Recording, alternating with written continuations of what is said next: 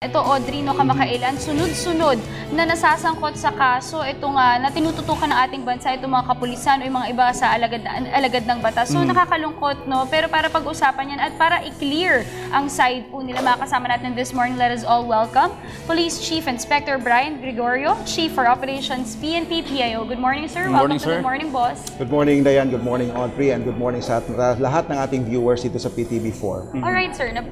Nabanggit namin ni Audrey kanina at kanina patuloy tayo nagkukwentuhan no, habang hindi pa tayo nagsimula.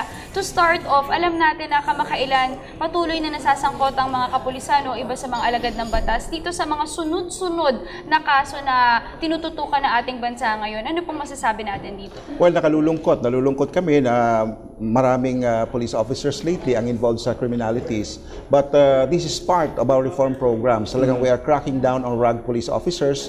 Part ito ng aming mga counterintelligence measures. Mapapansin nyo, kahit police officers di natin sinasanto, ibig sabihin nito talagang seryoso ang PNP sa ating pag-iimplementa ng ating reform programs. Nais nating ipakita sa taong bayan na tuloy-tuloy ang aming campaigns against criminalities. So kung sino man po yung masagasaan, policeman, civilian, or otherwise, we see to it that mapapanagot natin dapat sila sa kanilang mga ginagawang krimen. Yes, sir.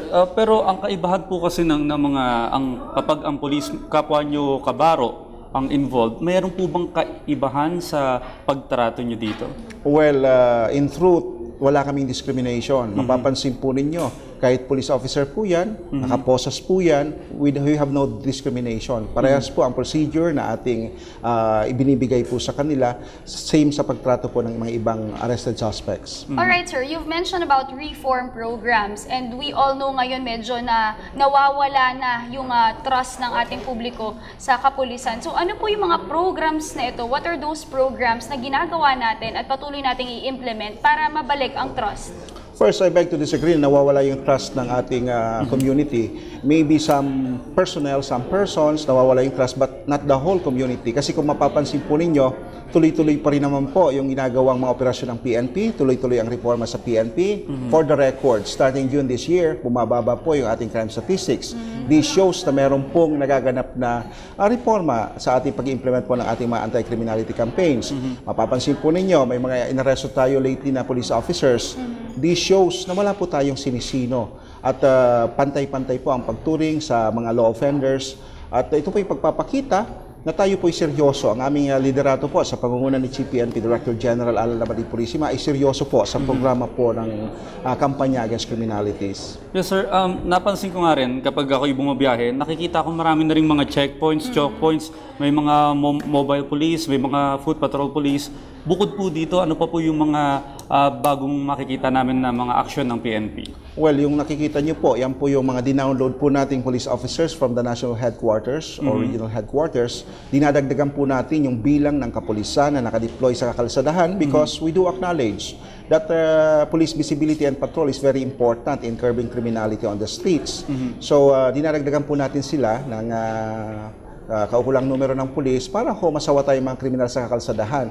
Because we are all aware na kulang po talaga ang kapulisan and while awaiting for the future recruitments at itong mga bagong graduates, pansamantala dinadagdagan po natin ang kapulisan na nakadeploy po sa kakalsadahan.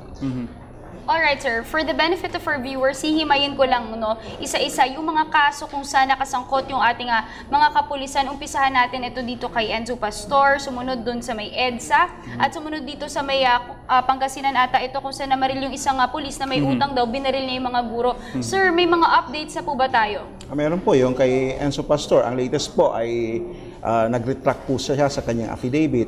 Pero yung pong testimonial... Ito pong gunman umano. Yung kanyang testimony is only part of the evidence. Marami naman pong corroborating evidence like physical evidence and testimonies of other witnesses. So we are still confident na mapoprosecute po siya. Ang pinag-uusapan po natin dito yung allegedly yung gunman na isang police din. Na police rin. Si Mr. Angel.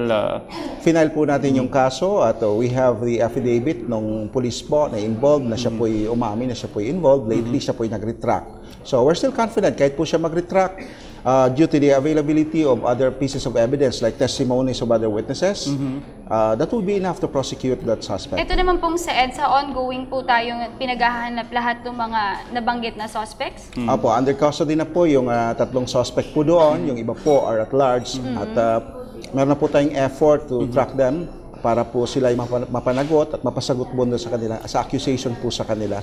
Yes, sir. Follow-up question ko dyan. Ito pong mga na-involved na police ay active po ito sa service, ano? Meron pong isa na dismissed from the service, na kasama po doon, kaya 8+1 po. At yung pong 8 ay active po sa serbisyo. At ang tamang termino daw dyan, yung highway robbery and kidnapping ang kaso. Ang kinaso po sa kanila ay highway robbery and kidnapping at tuloy-tuloy naman po yan na sinusubaybayan natin yung kaso para po mabigyan naman ho ng hustisya yung biktima po. Kamusta naman po yung dun sa namarel ng mga teachers dahil nga ayaw magbayad ata ng utang or may utang? Nakalulungkot po, tayo ay nakikiramay po doon sa mga kamag-anakan ng biktima. Sinampahan na po ng kaukulang kaso yung nasabing suspect at we are confident mapoprosecute din po yan.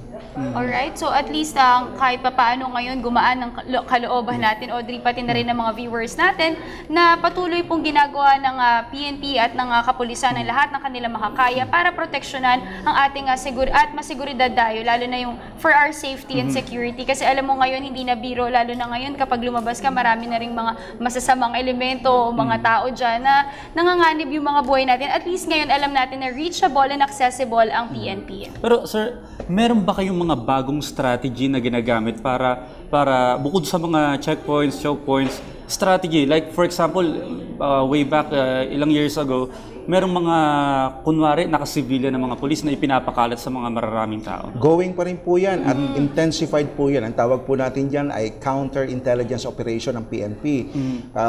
Yan po ay ginagawa namin mismong sa mga PNP members na merong mga allegations ng involvement sa criminality. Sinusubaybayan po natin parang yan. Inihahanda nyo sa entrapment? Opo. Pag po ang isang pulis ay sinampahan ng reklamo, sinecheck po natin ang kanilang background po kung nako-conform nga doon sa reklamo. So, yan po ay ina-actionan natin. At hindi lamang po sa mga pulis, even mga syndicates and other criminals, ginagawa po natin yan. Kaya mapapansin nyo, every once in a while, marami po tayong na-aresto. Actually, doon sa Oplan Lambat, ng aming mahal na Secretary, Marojas, every week meron po kaming report ng aming accomplishments para ho pakita sa ating publiko na tuloy-tuloy pong nagtatrabaho ang inyong Philippine National Police. Alright, sir, tingin nyo ba sa lahat ng mga nangyayari ngayon, pati yung mga kinakasangkutan ng mga alagad ng batas natin at mga ibang kapulisan, do you think na kailangan natin balikan yung training program ng mga kapulisan o yung mga gustong magpulis?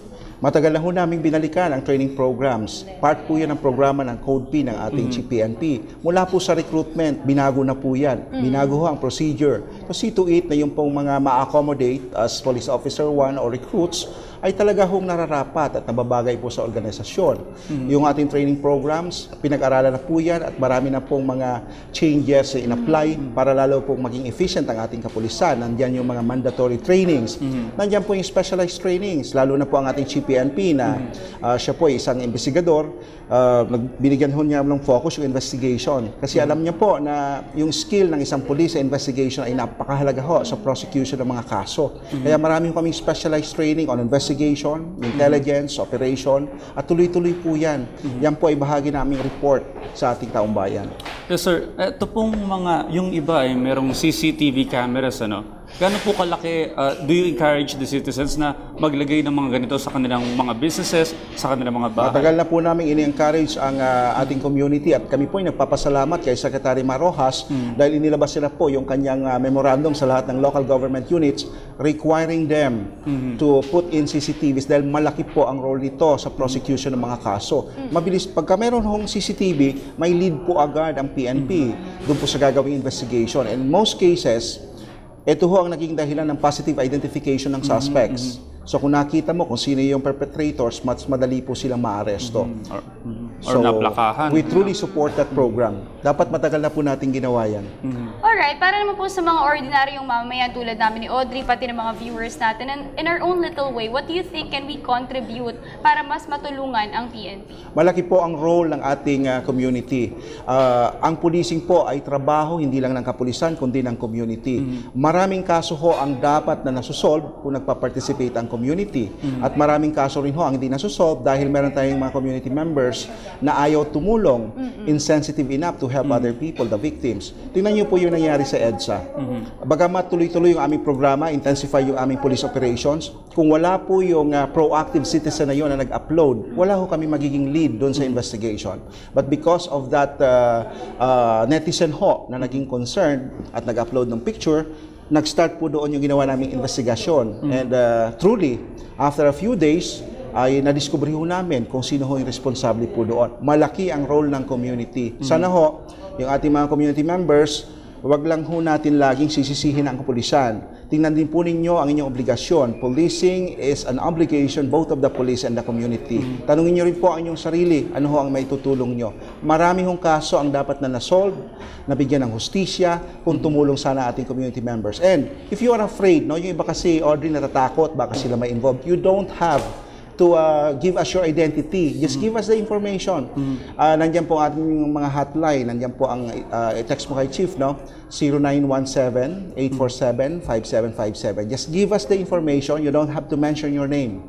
Okay? At sinisiguro ho namin ang inyong seguridad. Hindi ho namin pinapahamak ang mga witnesses. We protect the witnesses dahil mahalaga po kayo sa amin. Okay, last question sa akin, ano? Sir, yung ratio po natin nasa 1:645. More or less sa ngayon. Mga ganon. Achievable po ba in the next 2 years or before matapos ang akin na administration, kaya ba natin na makapag-recruit na magiging ang ratio ay 1:500? We are optimistic at yan po naman ay sinusuportahan ng ating Pangulong Pinoy. Dinagdagan niya po ang ating budget for recruitment.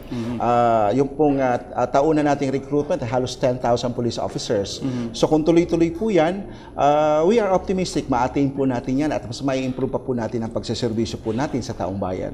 Okay. Alright, thank you so much for joining us this morning. That was Police Chief Inspector Brian Gregorio, Chief for Operations, PNP PIO. Maraming salamat po. Thank you, sir. Alright, at syempre